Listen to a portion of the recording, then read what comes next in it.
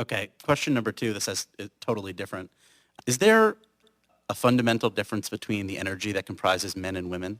Because it seems that we have, in all sorts of relationships, mother, son, friends, boyfriend, girlfriend, there seem to be some pretty fundamental differences with the way that generally that men see the world and women see the world, and I've just been fascinated about, because I know we all come from one stream, and I'm just wondering is it our intentions when we come are different for men and women, or is there anything that you could say about that would be interesting or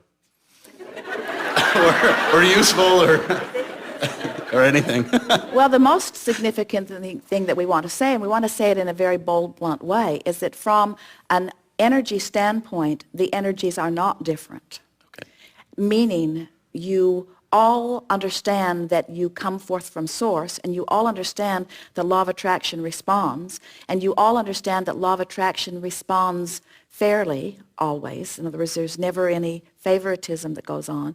You all, from your non-physical perspective, understand that variety will cause you individually to ask, and you all understand that when you ask, that source energy arranges circumstances and events, and you all understand that there is no ending to that stream. In other words, from that standpoint, you are same energy. You ask a very important thing when you say, well, do we have differing intentions coming in? And we say, even in the intentionality of source coming forward, your intentions are so broad and so securely rooted in your understanding of the laws that you are not nitpicking over the details of that. So where do our differences come from? They come from your association once you're here in these physical bodies. That's that contrast that we're talking about. That's that variety that causes you to focus. In other words, that's that mass consciousness stream. Does it bother you that intentions of males vary from intentions of females? In other words, never mind where it got started, does it bother you that there is a variable? It doesn't bother me, just interesting. Does it bother you that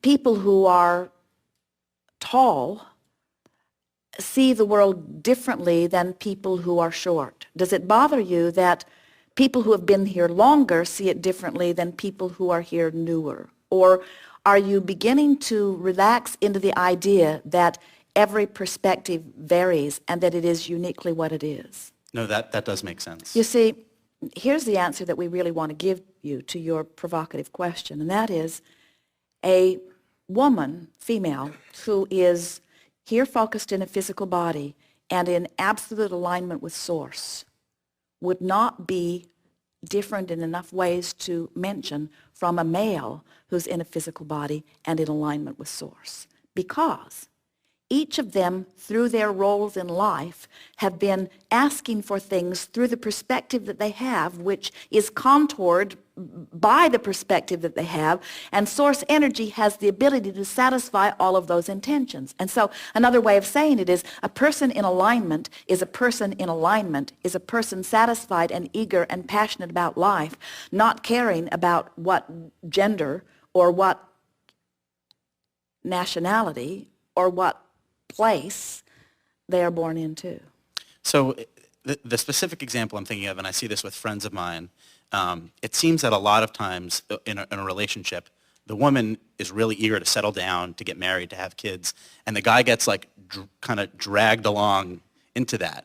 So is the reason for that most people, and I think this might be a fair statement, most people aren't truly in alignment with what they really want, so there's a little disconnect on her side, disconnect on his side, but they've agreed to kind of make a deal and live together in non-alignment, and she may not be doing exactly what she wants, he may not be doing exactly what he wants, but they kind of feel like this is the best we can do where we are. Is that at all a Well, it's an accurate assessment? statement of what's going on, but let us tell you why.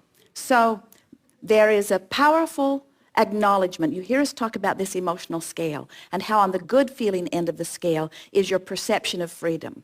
And on your not good feeling end of the scale is your perception of not freedom. There's empowerment and disempowerment. So something that both want from a fully connected state of being is an acknowledgement of their absolute power and well-being.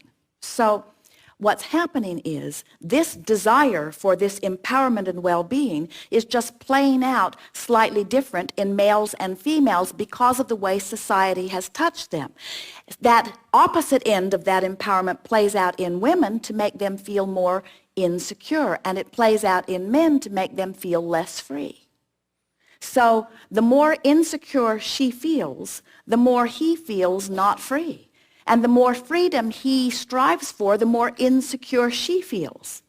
It's the same opposite end of the stick of well-being. It's just playing out differently in the personalities of the genders. And of course, it's never fair to throw a blanket over an entire segment of population and say it's always that way, but it so often is that way. And that's what we meant earlier when we say, if he, no matter what she's doing, if he is in alignment with who he is, so nothing that she wants or does makes him feel not free, then he won't do things to aggravate her sense of insecurity. And if she is in alignment, which means she feels secure, then she won't do anything that aggravates his sense of loss of freedom.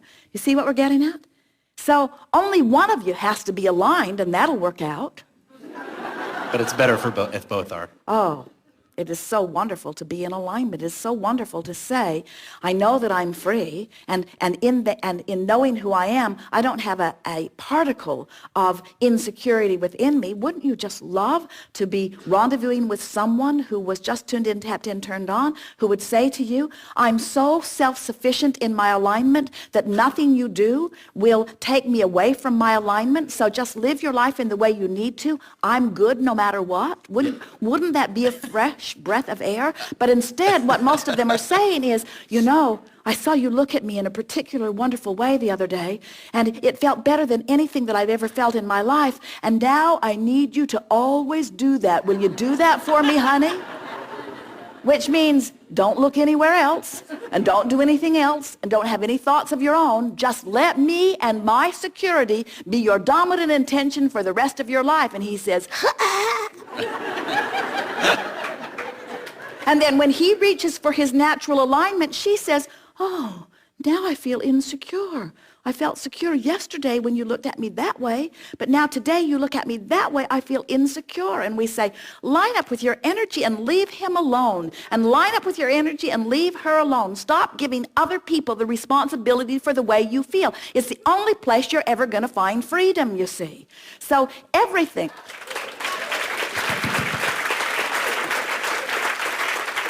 So everything that you've been describing here in these hypothetical relationships that you've been describing, all of those... They're not hypothetical, they're real ones. Mine and other people's. All of those relationships are relationships that people who are not in control of their own vibrational alignment are having. In other words, that's all evidence of people who have split energy, and all of them are blaming each other for the way they feel. And that's why there's no way out of it. And that's why generation after generation, as it goes on long enough, someone can actually sit here and say, is this basically who we were when we were born? It's so evident in our culture that is it something that we are from non-physical that we carry over? And we say, no, you learn all that stuff from each other once you get here.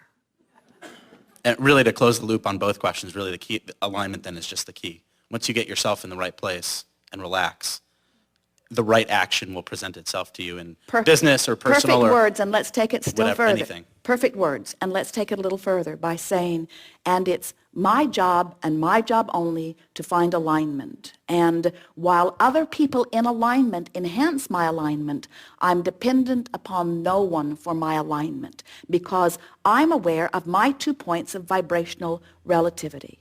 I know I can feel that vibration that's calling me, and I can feel where I am in relationship to it. And now I'm listening and going and listening and going, and I'm living happily ever after.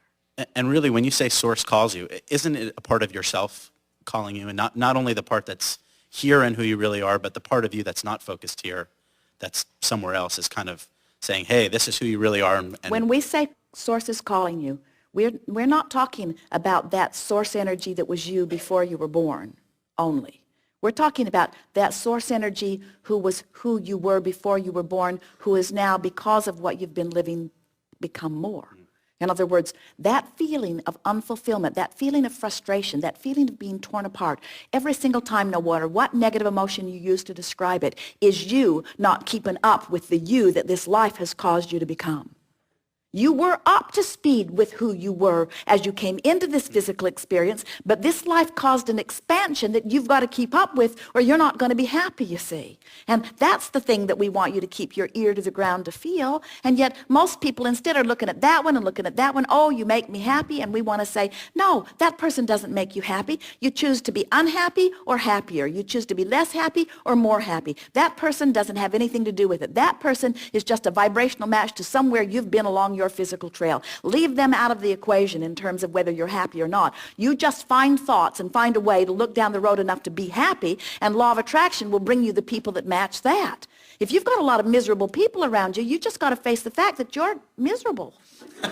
Because law of attraction does not match up somebody who's happy with miserable people. If there are people around you who are crabby, who are nitpicking, then you're crabby and nitpicking. You just are. In other words, you don't get matched up with things that are different from who you are. If someone is giving you, now someone will say to us, well, Abraham, somebody broke into my car and stole my stuff. Does that mean that I'm getting ready to break in somebody else's car and steal their stuff? And we say, no, it means that you were worried about somebody breaking into your car and stealing your stuff, or it means that you were feeling vulnerable. It means that you were feeling victimized in some way.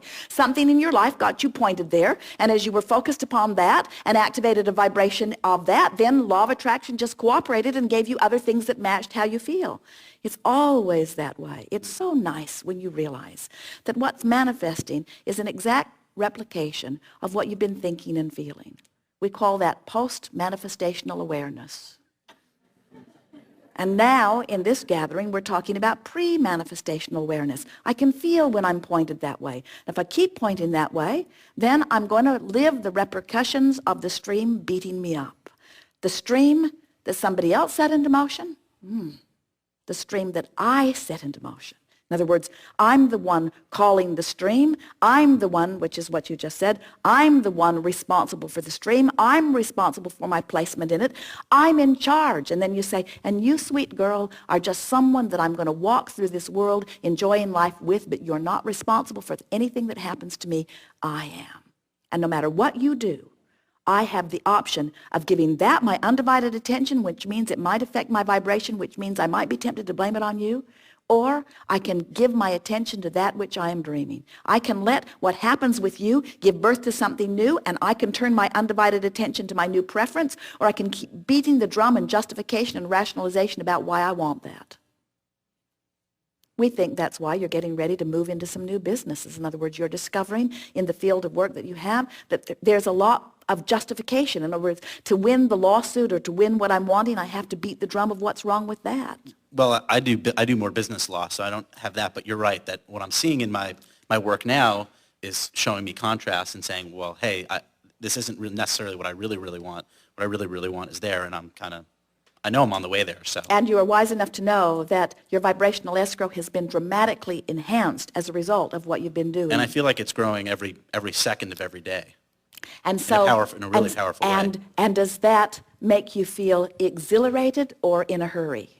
No, I especially since the cruise, I've been way more relaxed about it. I know that kind of inspiration will come when it's supposed to come, and when I'm ready for it. Are you ready to now announce to the universe at large that I am in the stream and it's flowing, and I have absolute knowing that everything I want will reveal itself in perfect timing? Absolutely. And in that attitude, I just keep making new decisions about what I'd like later and what I'd like later and what I'd like later and what I'd like later. And everything always works out for me. And I am now no longer fussing over one thing that is, because that was so yesterday. Right. Perfect. Thank you very much.